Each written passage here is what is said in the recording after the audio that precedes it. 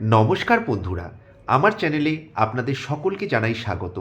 আজকের ভিডিওয়ে আমি আলোচনা করব কলকাতা নাইট রাইডার্সের আপডেট নিয়ে। দেখুন, আমরা সকলেই জানি কেকেআর কিন্তু এই 2026 আইপিএলের জন্য একটা দুর্ধর্ষ টিম বানিয়েছে।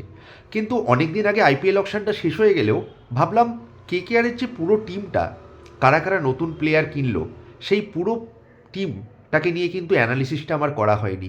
বা কোন কোন নতুন ফরেনার বলুন, ইন্ডিয়ান বলুন, আনক্যাপ প্লেয়ার বলুন, কাদেরকে কিনলো সেই নিয়ে ভিডিও করা হয়নি। তাই আমার যে সমস্ত বন্ধুরা আছে, দর্শকরা আছে, তাদের রিকোয়েস্টে আজকে আমি কেকেআর টিমের ফুল স্কোয়াডটা এবং কোন কোন নতুন প্লেয়ারকে কিনলো সমস্ত কিছু আলোচনা করব। কলকাতা কিন্তু তাক লাগিয়ে দিয়েছে ভাই, বলতেই হবে। 64 কোটি টাকা হাতে ছিল, রাজার মতো গিয়েছিল, আর মার্কেটিংটাও করলো রাজার মতো। দুর্ধর্ষ টিম কলকাতা নাইট রাইডার্সের। তাই আজকে পুরো স্কোয়াড অ্যানালিসিস হবে বন্ধুরা। খুব খুব ইন্টারেস্টিং ভিডিও হতে চলেছে। রিকোয়েস্ট করব বন্ধুদের শেষ পর্যন্ত ভিডিওটি দেখার, এবং চ্যানেলে নতুন হলে চ্যানেলটি অবশ্যই সাবস্ক্রাইব করবেন এবং পাশে থাকা বেল আইকনটা প্রেস করে দেবেন। ভালো লাগলে ভিডিওটা একটু লাইক করে দেবেন। তো বন্ধুরা, আর বেশি কথা না বাড়িয়ে শুরু করছি আজকের ভিডিওর মূল টপিক। 64 করোড়, মানে কলকাতাতে হিউজ অ্যামাউন্ট ছিল, আর কলকাতা কিনলেও ভাই ফাটাফাটি প্লেয়ারগুলোকে। অনেক ভিডিও করেছি কেকেআর টিম কীরকম হতে পারে, ফুল স্কোয়াড নিয়ে প্রথম ভিডিও আসতে চলেছে। দেখুন, কলকাতা প্রথমেই যে প্লেয়ারটা কিনলো সেটা আমরা সকলেই জেনে গেছি, ক্যামেরন গ্রিন। মানে আন্দে রাসেলের একজন প্রপার ব্যাকআপ কে হতে পারে সেটা নিয়ে মানে কোনো একটা হিউজ রকেট সায়েন্সের প্রয়োজন ছিল না। Cameron green most expensive player হবে সেটা আমরা সকলেই জানতাম, এবং ক্যামেরন গ্রিনকে তুলে নেয় কলকাতা নাইট রাইডার্স 25.2 কোটি টাকার বিনিময়ে। তারপরে যে প্লেয়ারটাকে কেকেআর টার্গেট করলো সেটা হলো মাথিসা পাথিরানা। 18 কোটি টাকা দিয়ে কিনলো এই শ্রীলঙ্কার গ্রেট বোলারটাকে। কারণ এটা এক্সপেক্টেড ছিল যে ক্যামেরন গ্রিনের পরে কিন্তু কলকাতার সর্বস্ব দিয়ে ঝাঁপাবে মাথিসা পাথিরানার জন্য। মানে যে নতুন 13 জন প্লেয়ারকে কিনলো তার মধ্যে 2 নম্বর প্লেয়ারটা হলো মাথিসা পাথিরানা। এবার তারপরে কিনলো কাকে জানেন? মানে আমি পরপর বলছি না, কিন্তু টোটাল 13 জন প্লেয়ারকে বলছি। বাংলাদেশের মুস্তাফিজুর রহমান কিনলো 9.2 করোড়। মানে তিনটে মেন প্লেয়ার, 25 কোটি, মানে 25.2 কোটি, 18 কোটি এবং 9.2 কোটি, অর্থাৎ 52 কোটি টাকা কিন্তু এই 3 জন প্লেয়ারের পিছনেই খরচ করে দিয়েছিল কেকেআর। মানে কতটা অ্যাগ্রেসিভ এবং কতটা ডিটারমাইন্ড ছিল এই 3 জনকে তোলার জন্য।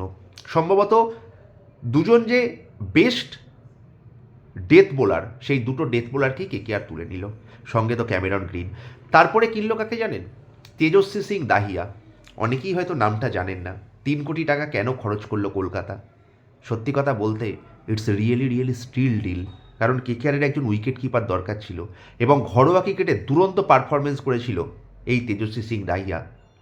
দিল্লির যে ঘরোয়া লিগের টুর্নামেন্ট হয় সেখানে অসাধারণ পারফরমেন্স। ইভেন সৈয়দ মুস্তাক আলী ট্রফিতেও কিন্তু খুব ঝোড়ো ব্যাটিং করেছিল। ইকোনমি, স্ট্রাইক রেটটা প্রচণ্ড হাই, এবং অ্যাভারেজটাও খুব ভালো। তাই এই তেজস্বী সিং দাহিয়া কিন্তু একজন খুব ভালো ইন্ডিয়ান আনক্যাপড উইকেট কিপার। সঙ্গে অবশ্যই কিনল নিউজিল্যান্ডের 2 ওপেনার, মানে ফিন অ্যালেন, টিম সেইফার্ট। ফিন অ্যালেনকে কিনে নিল 2 কোটি টাকায়, এবং টিম সেইফার্টকেও কিনল খুব, তার যে বেস প্রাইস 1.5 করোড়। অসাধারণ বাই।